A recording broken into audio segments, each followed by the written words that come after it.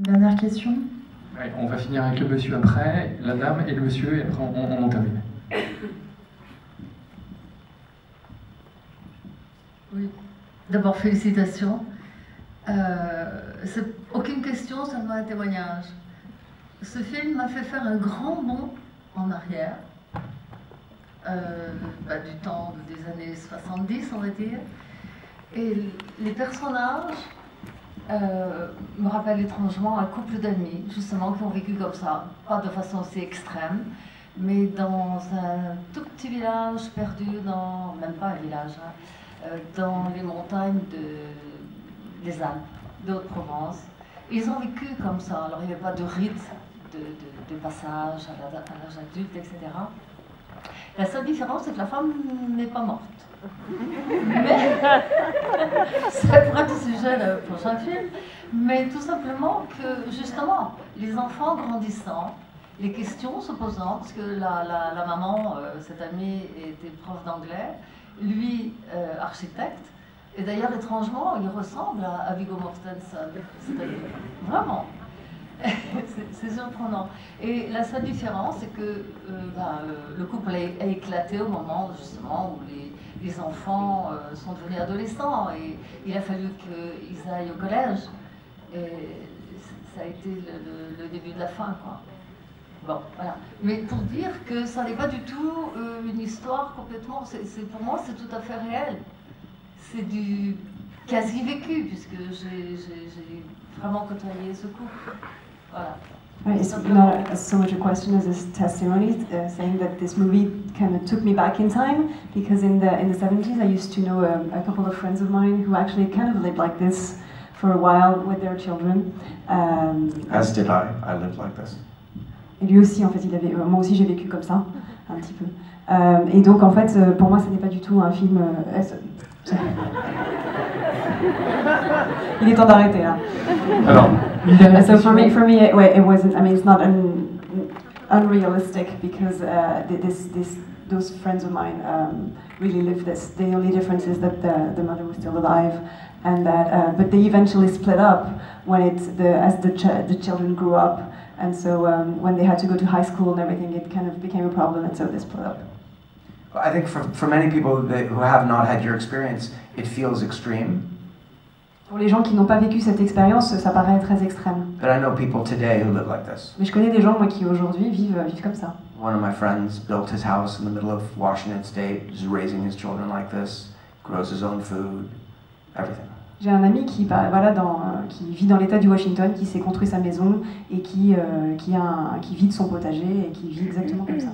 And he's talked to me about the socialization issue and his fear about that. Il m'a parlé effectivement de ce problème de socialisation et de ses craintes vis-à-vis de ça. I only connected with him, I went to high school with him, I only connected with him after I wrote the film, and a friend of mine asked me what I was doing, and I said I was about to make this movie, and he said, oh, remember so-and-so from high school, and then I called him and we talked about it. Et en fait, c'est un ami de lycée que j'avais un peu perdu de vue, et simplement, après avoir écrit le film, je discutais avec un autre ami de ce que je faisais, de cette histoire. Il m'a dit, ah, bah, tu devrais appeler cet ami-là, puisqu'il vit comme ça. Bonsoir. D'abord, merci pour votre film. Je voudrais que vous éclairiez juste la scène finale. Quelles sont vos intentions derrière ce silence qui plane et le regard du personnage principal? So my question is about the last scene of the movie, and so what about this silence that kind of floats in the air at the end, and the father's look outside the window? Well, the look is up to your interpretation.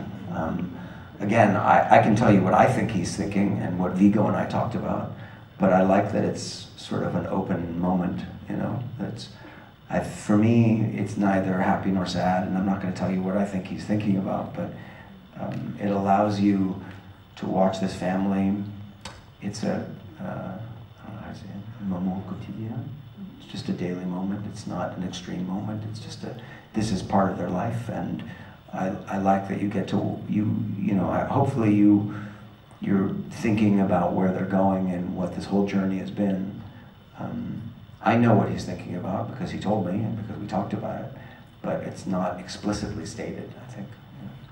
Alors en fait, moi je préfère laisser le regard, c'est un peu à vous de l'interpréter comme vous le voulez.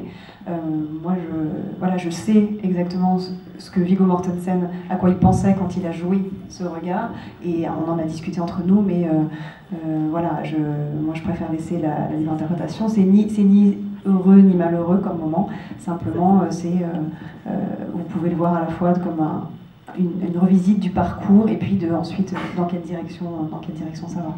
Some people have told me that they think it's sad that he's lost in a way, or he's regretting his life or regretting his decisions, and some people have told me the exact opposite, that he felt like he's finally at peace and he's finally come full circle and, you know, found balance. I know what I think it is, but you know. Il y a des gens qui m'ont dit qu'ils avaient l'impression que c'était un moment où il avait des regrets, il repensait à ce qu'il avait fait de façon triste, et au contraire, des gens qui m'ont dit qu'au contraire, c'était un regard apaisé. Donc après, c'est à vous de voir. Alors, merci à Matt, merci à vous. Je vous rappelle que le film sort le 12 octobre, donc n'hésitez pas si vous l'avez aimé. Merci. Et à très bientôt dans la